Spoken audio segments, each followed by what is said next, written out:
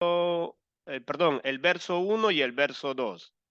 Mire lo que nos dice. En el principio Dios creó los cielos y la tierra. El verso 2. Ahora bien, resultaba que la tierra se hallaba sin forma y desierta, y había oscuridad sobre la superficie de la profundidad acuosa. Y la fuerza activa de Dios se movía de un lado a otro sobre la superficie de las aguas. Tome atención en esta palabra.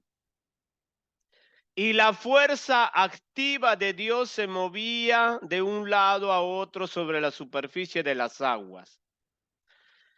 Cuando usted le pregunta a un testigo de Jehová, eh, ¿quién es el Espíritu Santo de Dios o qué es el Espíritu Santo de Dios? Los testigos de Jehová jamás le van a decir que el Espíritu Santo de Dios es la tercera persona de la Trinidad.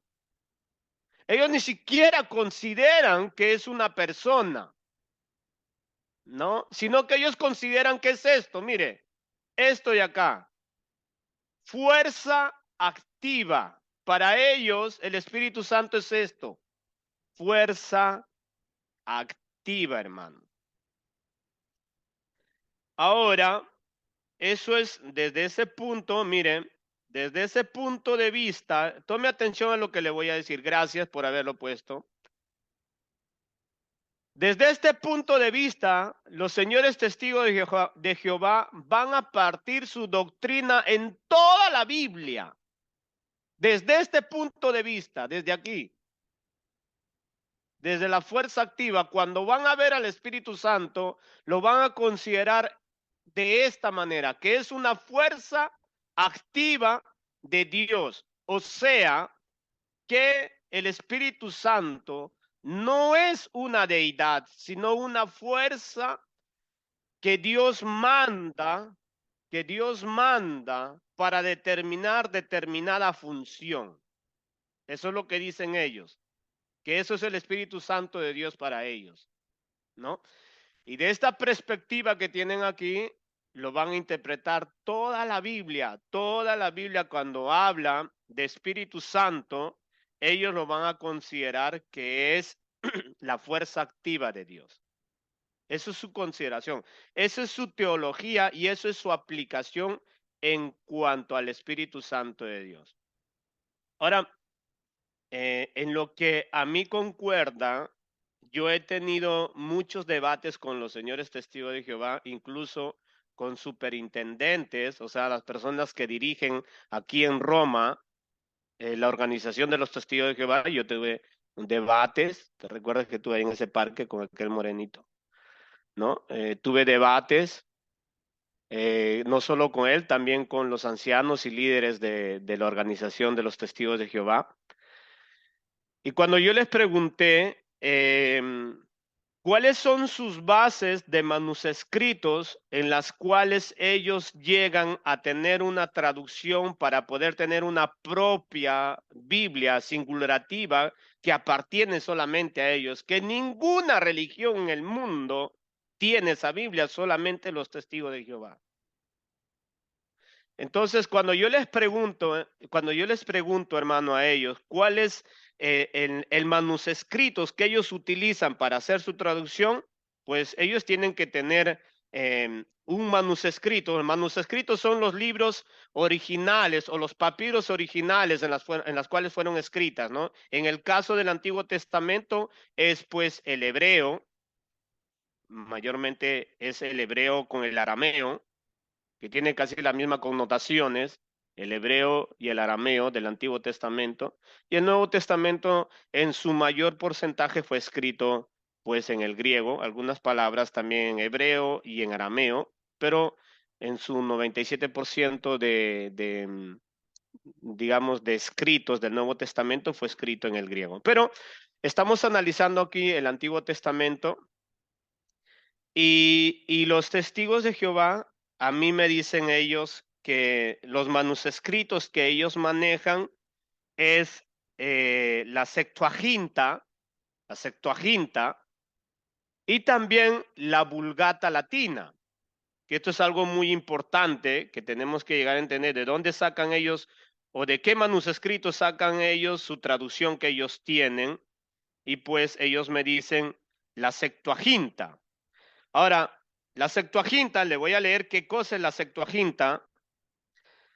La Septuaginta se debe a que se solía redondearse a 70 el número total de sus 72 presuntos traductores. La carta de Aristeas presenta una antigua versión de acuerdo con la cual, por introducción de Ptolomeo II de Filadelfo, en el año 284 antes de Cristo, monarca griego de Egipto, 72 judíos enviados por el sumo sacerdote de Jerusalén trabajaron por separado en la traducción de los textos sagrados del pueblo judío, o sea, de la lengua hebrea, para traducirlas a la lengua griega.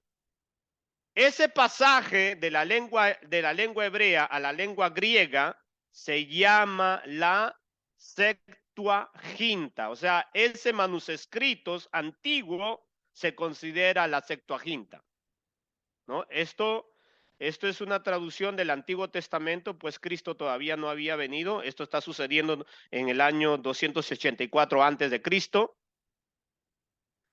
Esto sucede, esta traducción del hebreo al griego, porque el griego, cuando comienza el imperio romano, se comienza a desarrollar más ampliamente la lengua griega, porque recordemos que aunque si los romanos habían conquistado, pero militarmente, pero intelectualmente, incluso el lenguaje más común y más popular que se manejaba en todo, quizás en todo el imperio romano, era la lengua griega. Entonces, Ptolomeo II, él manda a traer unos escribas, los más preparados de Jerusalén, y los manda a traducir de la lengua hebrea, los manda a traducir a la lengua griega. Y esa traducción se llama la Septuaginta. La Septuaginta. Entonces, cuando usted le pregunta a un testigo de Jehová, ¿de dónde ustedes sacan, de qué manuscritos sacan para hacer su traducción de ustedes? Porque ustedes tienen una Biblia personal. Ellos en lo personal me dijeron de la Septuaginta y de la Vulgata Latina. Ahora lo que nos interesa es ver si la Septuaginta pone fuerza activa en ese versículo del versículo 2. Eso es lo que tenemos que ver. Si ellos se están sacando de la traducción del hebreo al griego, vamos a ver si en esa traducción que se llama la Septuaginta está escrita fuerza activa de Dios. No sé si lo puede proyectar, hermano, la Septuaginta. Por favor, hermanito.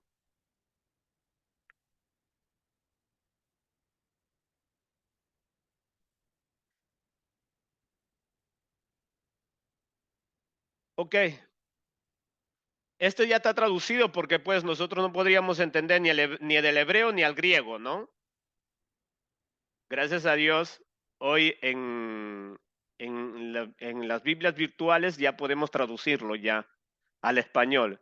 Mire lo que dice Génesis 1, Biblia Septuaginta al español. Porque literalmente esto solamente existía en el griego, porque fue traducida del hebreo al griego, y esa traducción se llama la Septuaginta. Y como los testigos de Jehová me dicen que ellos utilizan la Septuaginta, entonces vamos a ver ahora cómo está escrito en la Septuaginta esa palabra. Dice, pero la tierra estaba desierta informe y tinieblas sobre la faz del abismo. Y el Espíritu de Dios, ¿cómo traduce acá? El Espíritu de Dios flotando sobre la faz de las aguas. Entonces, como primera proposición, entonces yo le tengo que preguntar a los testigos de Jehová, ¿no? Si ustedes me dicen que la Septuaginta escribe fuerza activa, pero cuando yo me voy a ver a la Septuaginta, a investigar a la Septuaginta, al manuscrito de la Septuaginta, no me pone fuerza activa, me pone Espíritu de Dios, ¿no? Que esto es muy interesante, hermanos, es muy interesante entender estos principios.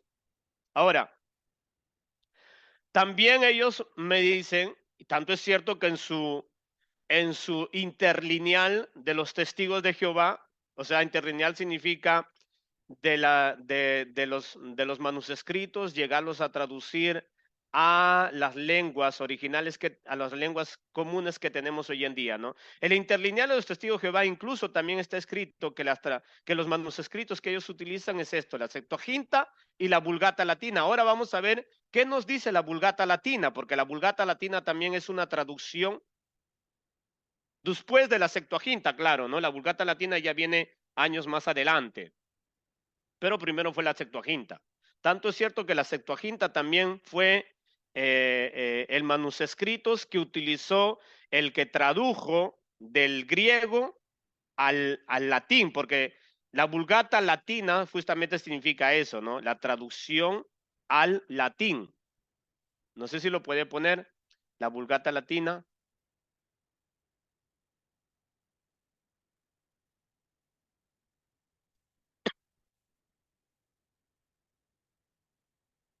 Ok, la Vulgata Latina, antes de leerla esa, hermano, antes de leerlo eso, tengo que decirle quién escribió o quién tradujo la Vulgata Latina. La Vulgata Latina fue traducida del griego, o sea, de la Septuaginta, la que hemos visto, o sea, la Biblia que existía del Antiguo Testamento era la Septuaginta. Ya viniendo el Nuevo Testamento, ya teniendo el griego del Antiguo Testamento que se había traducido del hebreo al griego, ya teniendo el griego, ya teniendo el Antiguo Testamento en el griego que lo tradujeron los 70 especialistas, escribas judíos que tradujeron la Septuaginta, ya teniendo eso, entonces en el año 382, quizás a fines del cuarto siglo, a inicios del quinto siglo también, hay un hombre que se llama San Jerónimo de Esdridón. San Jerónimo es el que agarra la Vulgata Latina del Antiguo Testamento, que ya está traducido en el griego, y él lo traduce al latín, porque el latín se convierte del año 300 para adelante, del año 300 ya después de Cristo para adelante, la lengua, que es el idioma que se vuelve un idioma oficial predominante más que el griego, se vuelve el latín. El latín. Y entonces, el que traduce de la Septuaginta al latín se llama Jerónimo de Esdridón. Ok, habiendo visto eso, entonces los testigos de Jehová me dicen que los manuscritos que ellos utilizan es la Septuaginta y es la Vulgata Latina, porque son las traducciones más antiguas. Ahora vamos a ver si la Vulgata Latina traduce como lo traduce la Biblia de los testigos de Jehová.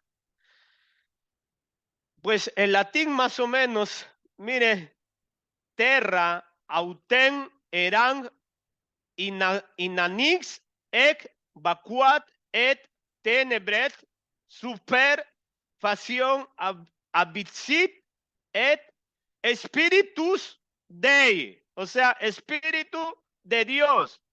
Febatur se movía super aqua, o sea, sobre las aguas, ¿no? Entonces, la Vulgata Latina, que literalmente traduce de la Septuaginta, que está escrita en el griego, lo traduce como está escrito, de una manera literal, Spiritus Dei. Y acá ya en italiano, ¿verdad? Ora la tierra era informe y deserta, y le tenebre ricoprivano gli aviso, y lo Spirito de Dio allegava sulle acque. El Espíritu de Dios.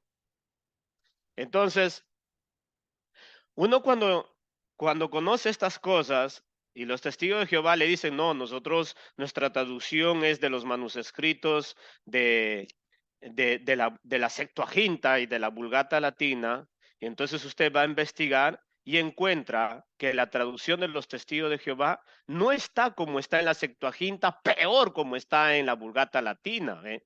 Spiritus Dei, ya, ¿verdad? Em, mi esposa me dice, mejor habla el español y no hable el latín.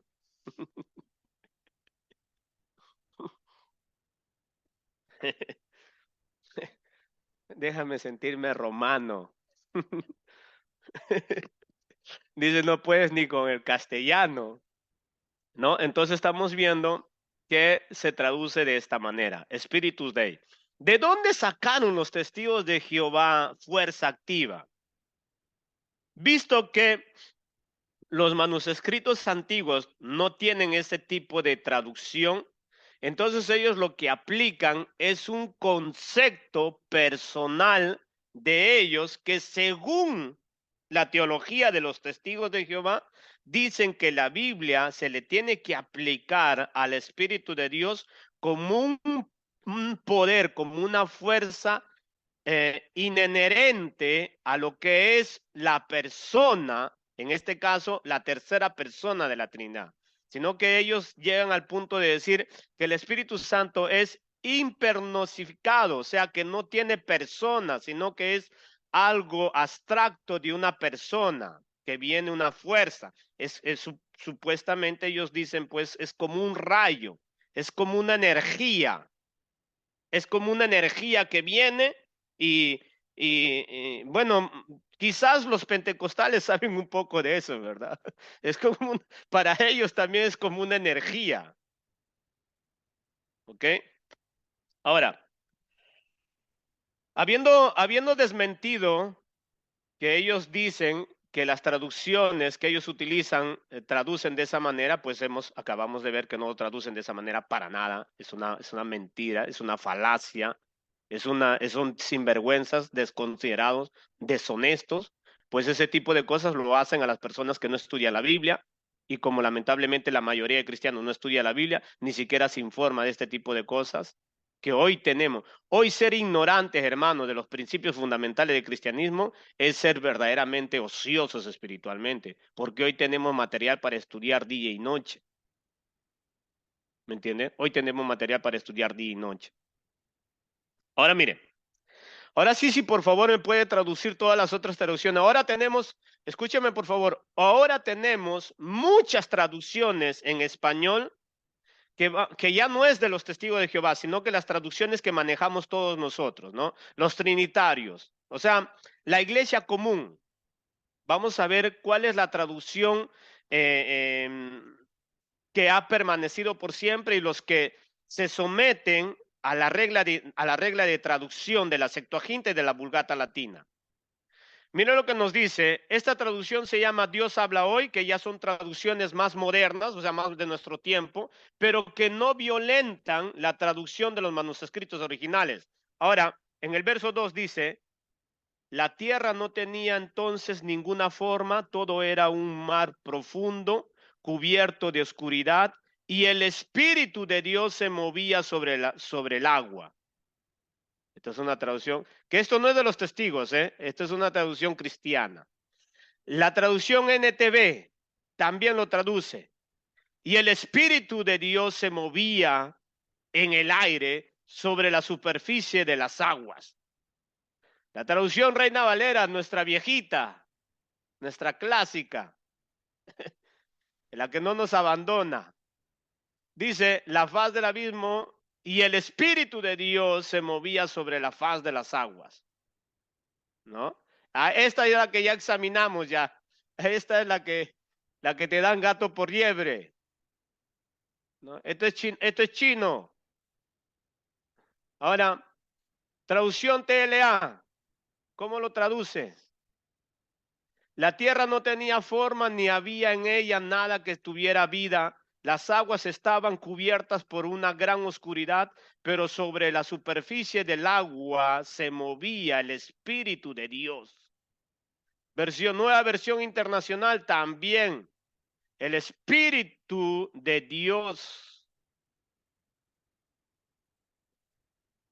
La Biblia de Jürgen Mann. El Espíritu de Dios.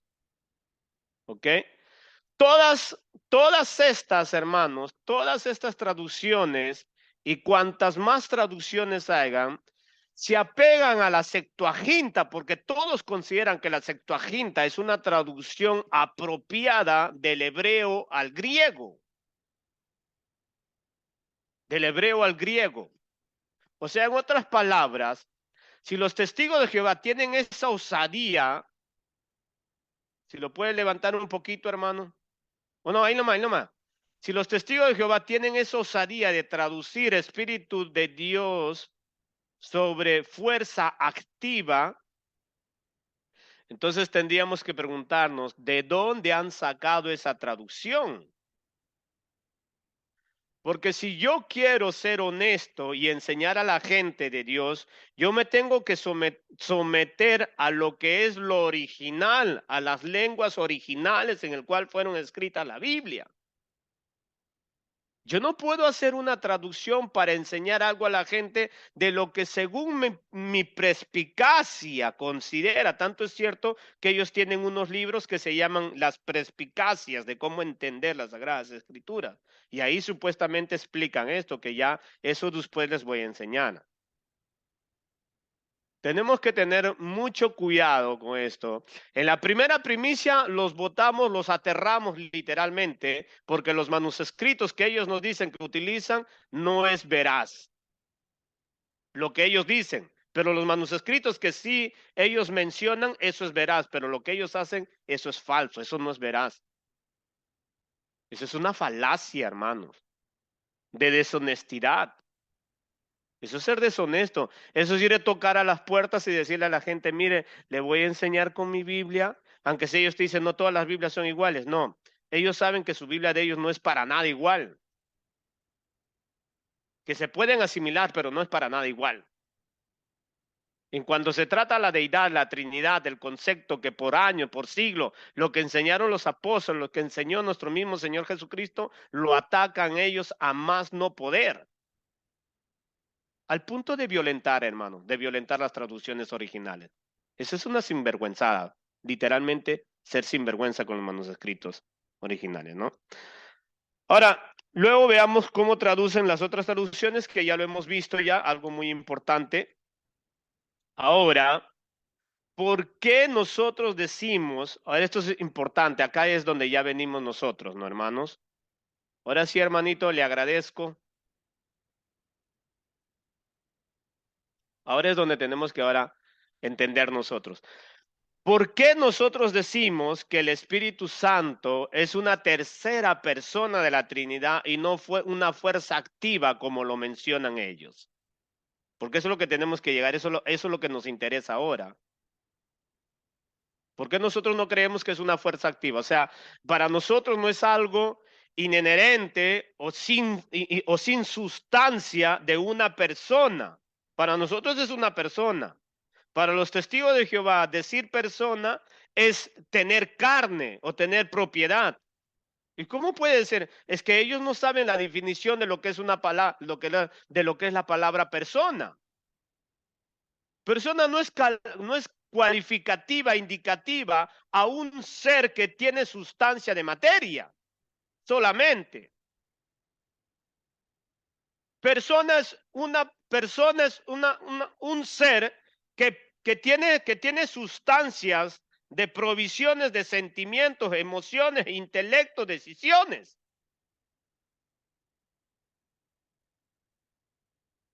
No es indicativo, calificativo solamente a que se considera a persona, a alguien que tiene materia. Esa es la segunda falacia que ellos tienen. Ellos pecan gravemente por no estudiar la definición de las palabras. Y eso no es mi problema. Mi problema es explicarlos. Que eso tenemos que estudiar nosotros. Ahora, ¿por qué nosotros entonces decimos y creemos que el Espíritu Santo es la tercera persona de la Trinidad? Pues hermanos, eh, para nosotros no hay ningún problema creer lo que nos dice Deuteronomio capítulo 6, versículo 4, donde nos dice, ¿no? Oye, oh Israel, Jehová tu Dios uno es. No hay problema para nosotros en creer que Dios es solamente uno. Nosotros no tenemos problema en creer que Dios es solamente uno. Nuestra creencia es creer que solamente Dios es uno, punto.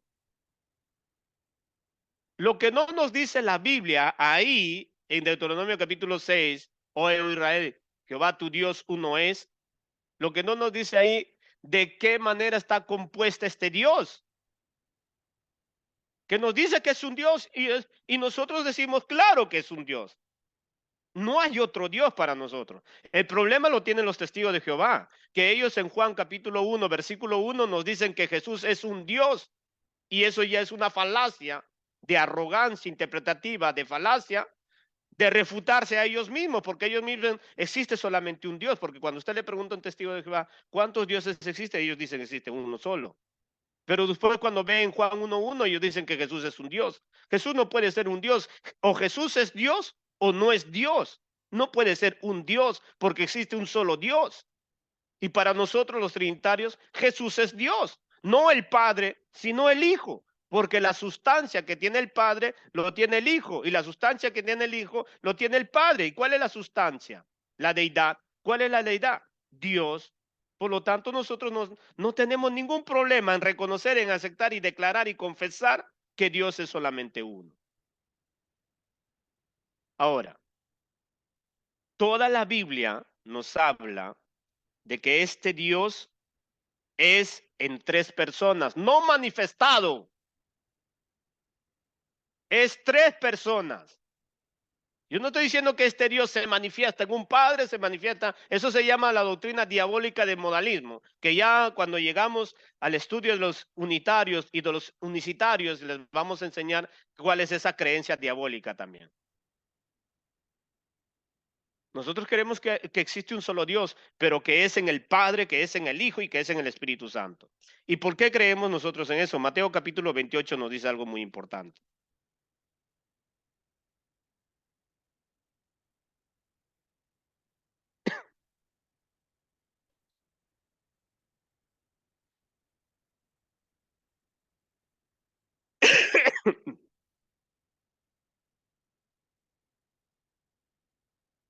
Ok. Mateo 28:19 dice, tome atención por favor. Por tanto, id y hacer discípulos a todas las naciones, bautizándolos en el nombre del Padre, en el nombre del Hijo y en el nombre del Espíritu Santo. Ahora, si fuera una verdad calificativa de que la presencia de Dios, que el Espíritu Santo es un ser inanimado, o sea, o que es un ser que no tiene sustancia de persona, sino que es algo inanimado, o que es solamente algo personificado y no una persona, porque es una distinción, ¿verdad? Algo personificado no es una persona. Es como que usted le puede dar un nombre a una silla o voz a una silla, eso es le está dando una personificación. Pero aquí no es una personificación. Aquí el mismo Cristo le está poniendo como persona a lo que es la misma materia de lo que es el Padre, de lo que es el Hijo y de lo que es el Espíritu Santo. El mismo Hijo está diciendo, bautícenlos en el nombre de quién, en el nombre del Padre, en el nombre del Hijo y en el nombre del Espíritu Santo. Si fuera una fuerza activa, diría, pues no, bautícenlos en el nombre del Padre, en el nombre del Hijo y en el nombre de la fuerza activa. Hasta ridículo suena eso. Si el Espíritu Santo fuera la fuerza activa, ¿por qué el Señor tiene que ponerle nombre con pronombre? ¿Por qué le tiene que poner nombre con pronombre al mismo Espíritu Santo? Y que en el nombre, cuando algo tiene nombre, no es algo inanimado, hermanos. Porque mira a la persona que está a su lado, dile, ¿usted es algo inanimado? No, usted no es algo inanimado. Usted es un ser real, o al menos así parece. A ver, peñíscale si es algo real. Si grita, sí. Entonces, Estamos viendo entonces pues que el mismo Jesús está señalando al Espíritu Santo de Dios no como una fuerza activa. Esas declaraciones no tendrían ningún sentido, hermanos, si el Espíritu Santo fuera una fuerza activa de Dios. Jesús hubiera dicho, bautícenlos en el nombre del Padre y del Hijo, con la fuerza del Espíritu Santo o con el poder de la energía del Espíritu Santo. Así hubiera dicho, si los testigos de Jehová tendrían razón en las cosas que ellos dicen. Pero no dice así. Las mismas aplicaciones verbales de sustantivo, indicativo de primera persona son dadas al Espíritu Santo.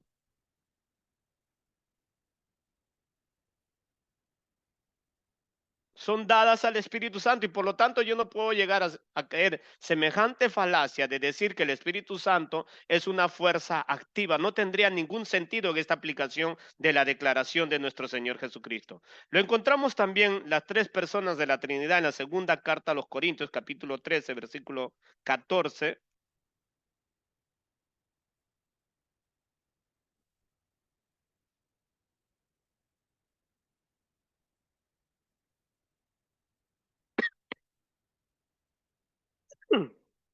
Perdón, hermanos. Ok.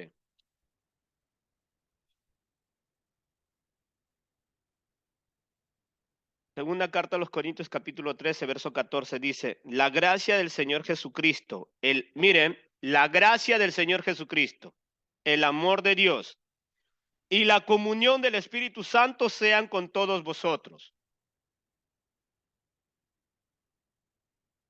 ¿Cómo puede ser posible que una fuerza activa pueda tener comunión con usted? Si no es una persona, hermanos, ¿cómo puede tener comunión con usted? O usted le está diciendo a la persona, mira, ten comunión con mi soplo. O a ver, miren, miren, ¿no? Hagamos esto. Usted tiene una persona ahí a su lado, ¿no? A ver, dígale, mira, ten comunión, te voy a dejar mi soplo. Y usted se va. Claro que si ha comido cebolla con atún, claro que le va a dejar comunión, pero que lo va a matar, ¿no? ¿Verdad que no tiene sentido tener comunión con una fuerza activa? Una fuerza activa tiene un desarrollo de funcionamiento de determinada cosa, pero jamás tiene comunión con nadie. ¿Cómo una fuerza activa puede tener comunión con alguien? O sea, Pablo está loco aquí al escribir esto, las tres personas de la Trinidad donde menciona la gracia del Señor Jesucristo, el amor de Dios y la comunión del Espíritu Santo sean con todos vosotros. ¿Cómo puede ser algo inanimado acá? Personificado. Una personificación se le puede dar a una silla, se le puede dar a una cocina, se le puede dar incluso a la sabiduría. ¿Se recuerdan que la sabiduría ellos lo utilizan literal el capítulo 8 de Proverbios? ¿Se recuerdan? Ahí sí le dan literal como persona, no lo ponen como lo que es una personificación, qué delincuentes son en su interpretación.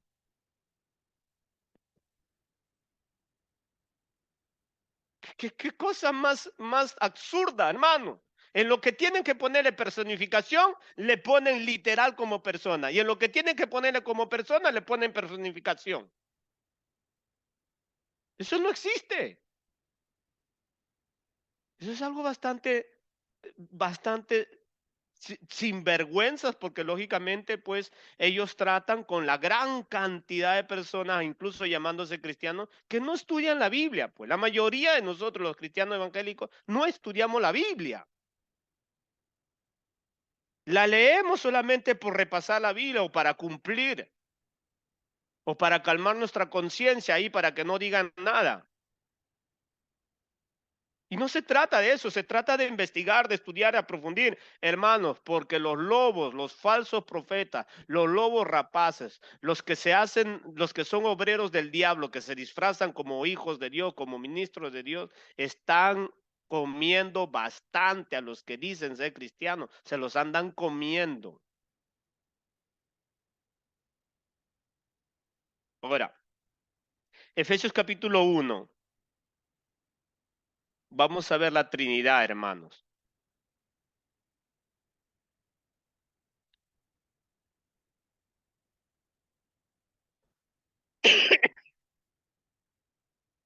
Efesios capítulo 1,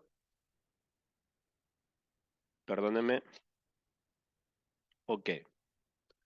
Versículo 3 en adelante.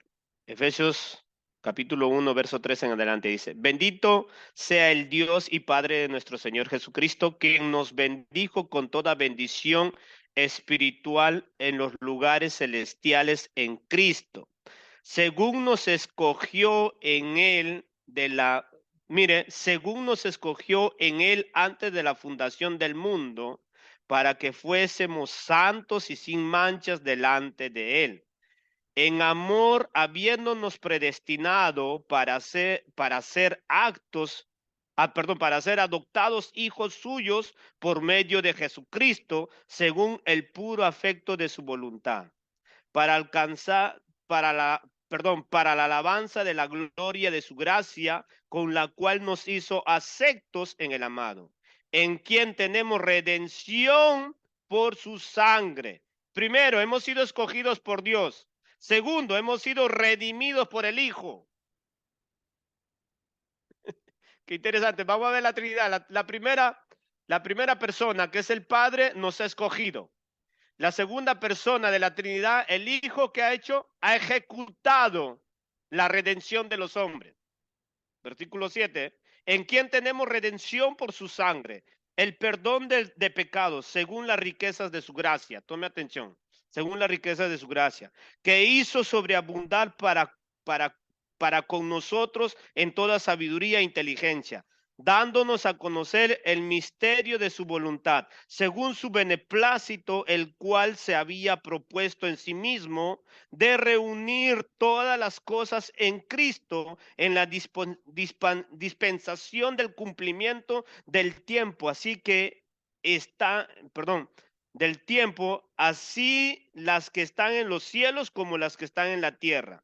En él, asimismo, tuvimos herencia, habiendo sido predestinados conforme al propósito del que hace todas las cosas según el designio de su voluntad, a fin de que seamos, en el verso 2 estamos, a fin de que seamos para la alabanza de su gloria, nosotros los que primeramente esperamos en Cristo. En él también vosotros, habiendo oído la palabra de verdad, el evangelio de vuestra salvación, habiendo creído en él, fuiste sellados con el Espíritu Santo de la promesa.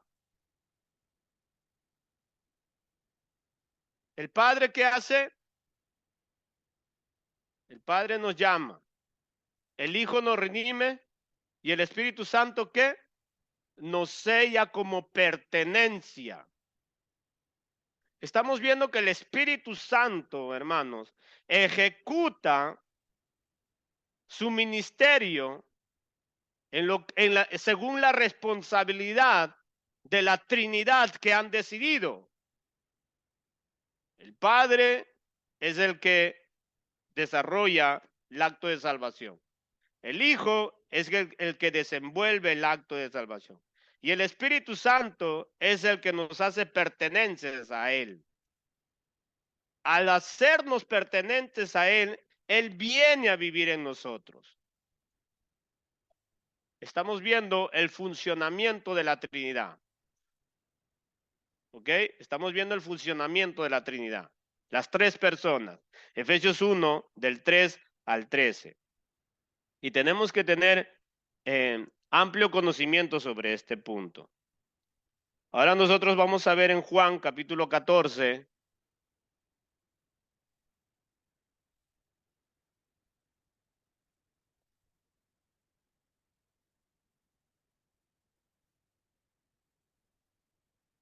Juan capítulo 14, versículo 15 al 18. Todos tomemos atención, por favor. Dice, si me amáis, guardéis mis mandamientos. Y yo rogaré al Padre y os dará otro consolador. Mire lo que dice esto, otro consolador para que esté con vosotros para siempre en el mire, el Espíritu de verdad, el cual el mundo no puede recibir porque no le ve ni le conoce, pero vosotros le conocéis porque mora en vosotros, estará en vosotros. No os dejaré huérfanos, vendré a vosotros. Ahora miren, si el Espíritu Santo no fuera una persona, ¿por qué tiene las propiedades de él, otro o huérfanos? Si fuera una fuerza activa, hermanos, ¿qué concepto de su sustancialidad puede desarrollar una fuerza activa? ¿Te puede una fuerza activa no dejar huérfano? Los pronombres que utiliza aquí nuestro Señor Jesucristo son calificativos hacia una persona. Y la persona es el Espíritu Santo. Mire los atributos que le dice el mismo Cristo hacia el Espíritu Santo. El verso 16 dice, y yo rogaré al Padre y os dará otro consolador. Esta palabra otro consolador, ¿podría una fuerza activa consolarlo? Una fuerza activa, hermano, es como un rayo ¡praj! Y cumple su función. Y aquí está utilizando otro término, otro.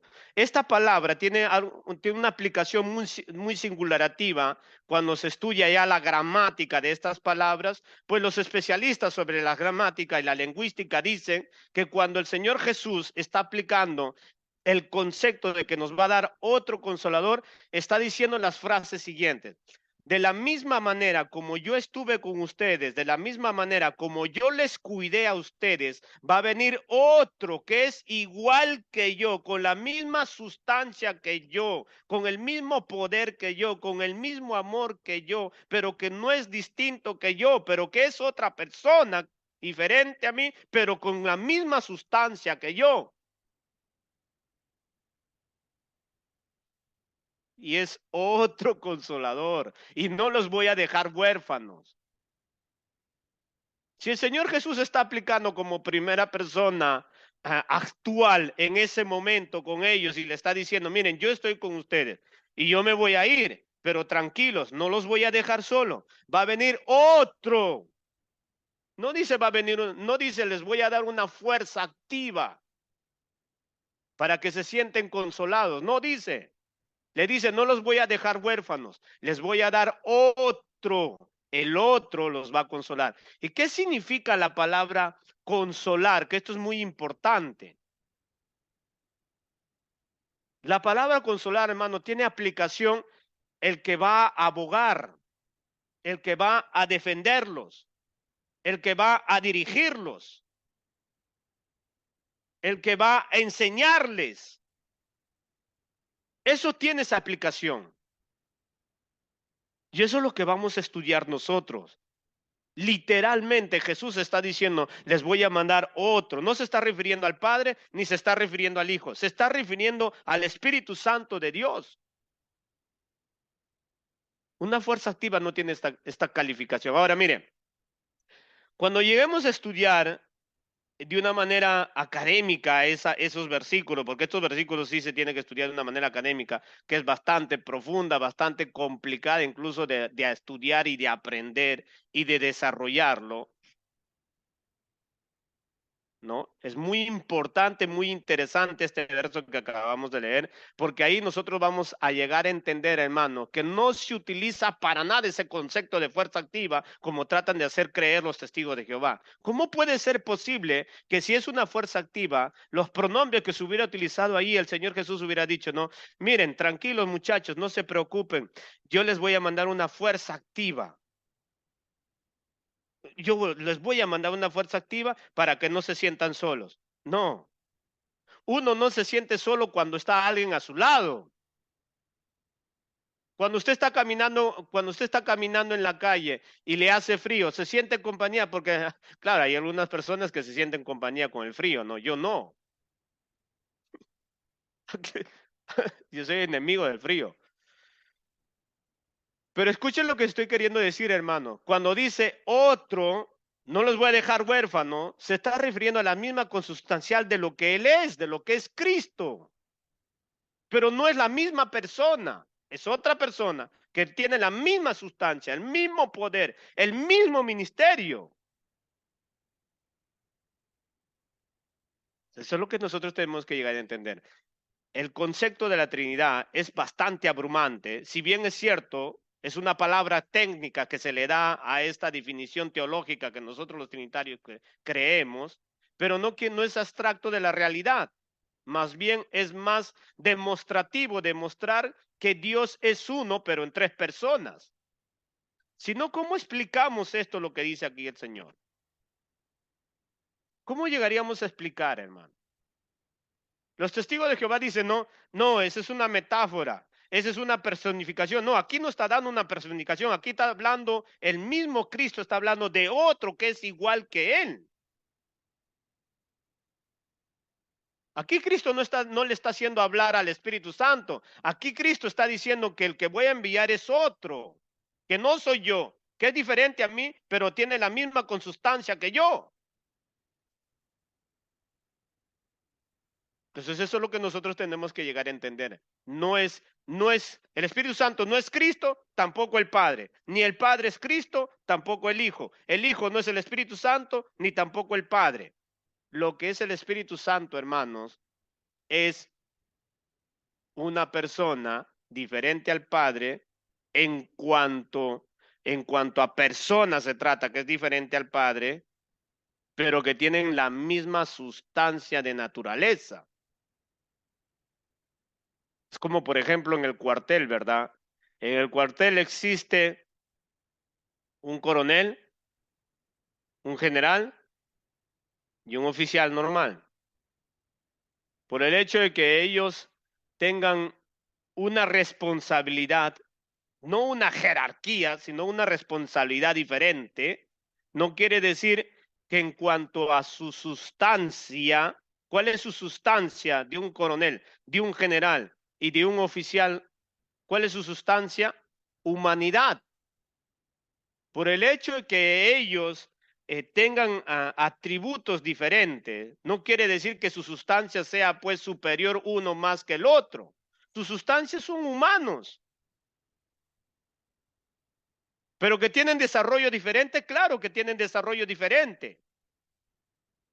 El Padre tiene un desarrollo diferente, el Hijo tiene un desarrollo diferente, el Espíritu Santo tiene un desarrollo diferente.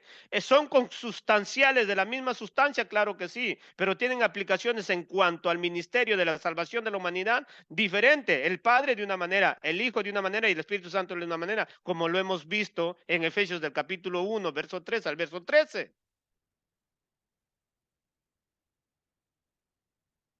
Pero que es un solo Dios. Espero en Dios que me esté dejando entender. Espero en el Señor que me esté dejando entender que esto es importantísimo, hermano. Aquí ningún testigo de Jehová nos va a agarrar a nosotros como si fuéramos tontos o torpes. Basta, mire, basta que usted le lea este texto de Juan, capítulo 14, del verso 15 al verso 18. Si usted lo maneja bien los términos, lo deja tendido, no hay por dónde agarrarse. Entonces tenemos que tener una claridad de las cosas que nosotros creemos, hermanos. Nosotros creemos que el Espíritu Santo es la tercera persona de la Trinidad. También nosotros creemos que el Espíritu Santo pues tiene poder. Eso lo dice claramente. Vamos a ver en el libro de Hechos, capítulo 1. No es que nosotros no creemos que el Espíritu Santo tiene poder. No solamente es consolador, sino que tiene poder. No estamos diciendo que Él es el poder de Dios, estamos diciendo que tiene poder. Tome atención, mira lo que nos dice. Hechos capítulo 1, versículo 8 dice. Vamos a ver desde el verso 4, ¿sí? Verso 4 al verso 8, dice, y estando juntos, les mandó que no se fueran de Jerusalén, sino que esperaran la promesa del Padre, la cual les dijo, oístes de mí, porque Juan ciertamente bautizó con agua, mas vosotros seréis bautizados con el Espíritu Santo dentro de no muchos días. Verso 6, entonces los que se habían reunido le preguntaron, diciendo, Señor, ¿restaurarás el reino a Israel en este tiempo? Él les dijo, no os toca a vosotros saber el tiempo o las sazones que el Padre puso en su sola potestad, pero recibiréis poder, tome atención los términos, recibiréis poder cuando qué, cuando haya venido sobre vosotros el Espíritu Santo, cuando el Espíritu Santo, y me seréis testigos en Jerusalén, en toda Judea, en Samaria y hasta lo último de la tierra. Claro, hermano. El que tiene el Espíritu Santo de Dios, ¿qué tiene? Tiene poder. Porque para eso ha mandado el Espíritu Santo de Dios. Pero no quiere decir que el Espíritu Santo es el poder de Dios. Nos está diciendo que Él iba a mandar, que Jesús nos dijo, acabamos de leer en Juan capítulo 14, que Él iba a mandar otro consolador, que no nos iba a dejar huérfanos, pero que ese consolador es el Espíritu Santo, que no nos deja huérfanos, que lo que es, que nos da poder. ¿Quién es el que nos da poder? El Espíritu Santo de Dios. ¿Quién es el Espíritu Santo de Dios? Dios. No es el Padre, no es el Hijo, pero es el Espíritu Santo de Dios, que es Dios, la tercera persona de la Trinidad. Por eso es que todo creyente que tiene el Espíritu Santo de Dios tiene poder, hermano. ¿Para qué? Para testificar de Jesús. En esto vamos a involucrar ahora nosotros. Pregúntese, ¿por qué no testificamos de Jesús? Eso es lo que tenemos que preguntarnos. ¿Por qué yo no testifico de Jesús? Pregunta, ¿verdad? Podría haber respuestas, dos respuestas. Primera, que posiblemente yo nunca haya tenido el Espíritu Santo de Dios porque nunca he nacido de nuevo. Segundo, probablemente yo he nacido de nuevo, he tenido el Espíritu Santo, pero me he acostumbrado al sistema de este mundo y que hoy vivo como un mundano y ya no le hablo a nadie de Jesús, ya no demuestro el poder de Dios. Porque cuando los apóstoles recibieron el Espíritu Santo de Dios, hubo un poder terrible. Pero eso no quiere decir que el Espíritu Santo es el poder de Dios. Nos está diciendo que el Espíritu Santo es el que le da poder. Recibiréis poder cuando el Espíritu Santo haya venido sobre vosotros. Miren lo que nos dice el capítulo 4, siempre de Hechos, verso 33.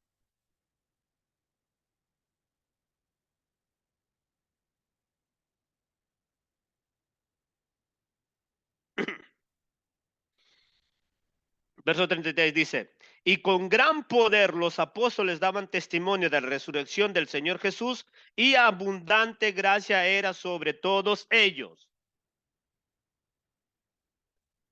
Ahora en esto vamos a involucrar ahora nosotros, no solamente ahora vamos a matar dos pájaros de un solo tiro, ¿verdad? A los testigos y a nosotros nos tiene que exhortar el Señor. A los testigos le estamos demostrando que nosotros creemos que el Espíritu Santo nos da poder, pero no estamos diciendo que es la fuerza activa de Dios y queda ahí. Estamos diciendo que el Espíritu Santo, la tercera persona de la Trinidad, que viene a nuestras vidas y que tenemos poder en el Espíritu Santo de Dios. Eso es en cuanto a la refutación de los testigos de Jehová. Ahora, hay una refutación que también tenemos que eliminar nosotros cierto tipo de creencias, decir que tenemos el Espíritu Santo de Dios y somos inactivos, inherentes, sin sentido. ¿Cómo puede ser posible que un cristiano que tenga el Espíritu Santo de Dios viva, hermano, sentado, aplastado, cómodo al sistema de este mundo? ¿Cómo puede ser posible eso? Si el Espíritu Santo no ha sido mandado a tu vida para eso, para que lo sientas, para que te acomodes, para que vivas como se te da la gana, para que tengas pensamientos absurdos, sucios, viles, comportamientos deshonestos. ¿Cómo puede? ¿Para eso te ha mandado el Espíritu Santo de Dios? No, Jesús dijo, no, les mando el Espíritu Santo de Dios, les va a dar poder, pero para que me sean testigos, para que me exhiban, para que me proclamen, para que me muestren en todas las partes del mundo. Con ese propósito vino el Espíritu Santo de Dios a nuestra vida. Con ese propósito Jesús dijo, para eso no los voy a mandar yo, no los voy a dejar huérfanos, para eso les voy a mandar el Consolador.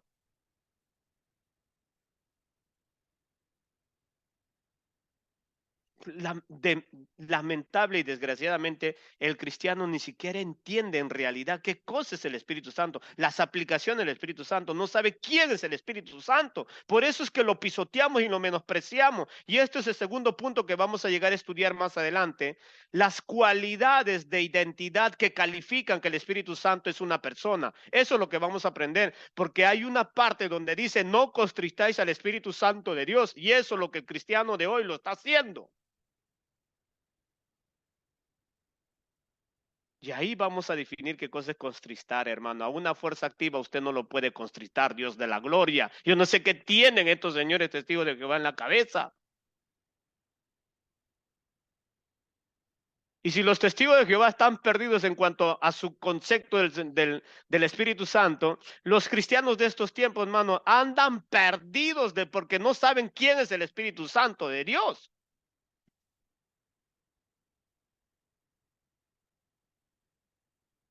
¿Alguna vez se ha preguntado usted para qué Dios ha mandado el Espíritu Santo de Dios a su vida? No, hermano, a mí qué me interesa, a mí me interesa solo mi trabajo, mis quehaceres, mis deleites, mi vida mundana, a mí me interesa eso. A mí no me interesa saber que para qué el Espíritu Santo. Por eso es el problema que el cristiano raquítico, sin sentido, sin propósito, vive como vive, porque no sabe qué cosa es el Espíritu Santo de Dios. No sabe, no tenemos ese conocimiento.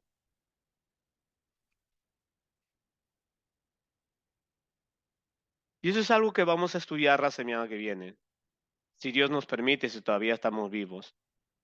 Vamos a ver por qué nosotros creemos indicativamente, calificativamente, las características que tiene una persona que son aplicadas al Espíritu Santo de Dios. Eso es lo que vamos a profundir más. Entonces, Dios nos ayude no solamente a prepararnos ahora apologéticamente para defender nuestra fe cuando encontramos un testigo de Jehová, sino que Dios nos ayude sobre todo a entender este punto, que el Espíritu Santo no ha venido a nuestras vidas, hermano, para sentirnos cómodos, vagos, ociosos y inútiles. No, no, no. El que vive de esa manera tendría que preguntarse si es cristiano, tendría que preguntarse si ha sido redimido y tendría que preguntarse si ha sido escogido.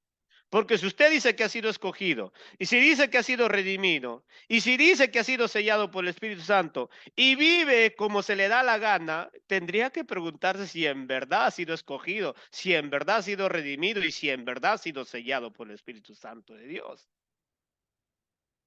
¿No? Nosotros no podemos vivir como se nos da la gana. Imposible. Imposible.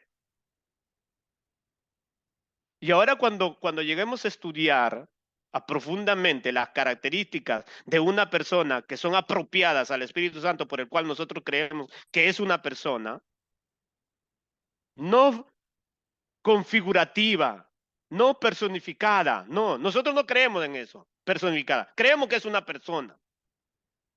Para nosotros no es algo abstracto de la realidad, es algo consistente, verdadero, una persona que es un consolador y que nos da poder para cumplir lo que Dios nos manda cumplir. Que Dios tenga compasión y misericordia de nosotros, que le podamos compartir el mensaje a los testigos de Jehová de una manera eficaz y que no vivamos una vida cómoda, hermanos. Dios de la gloria, no vivamos una vida cómoda, porque si estamos viviendo una vida cómoda son sinónimos de que realmente estamos aplastando la presencia del Espíritu Santo de Dios. Que Dios nos ayude. Vamos a orar, vamos a orar. Pedirle a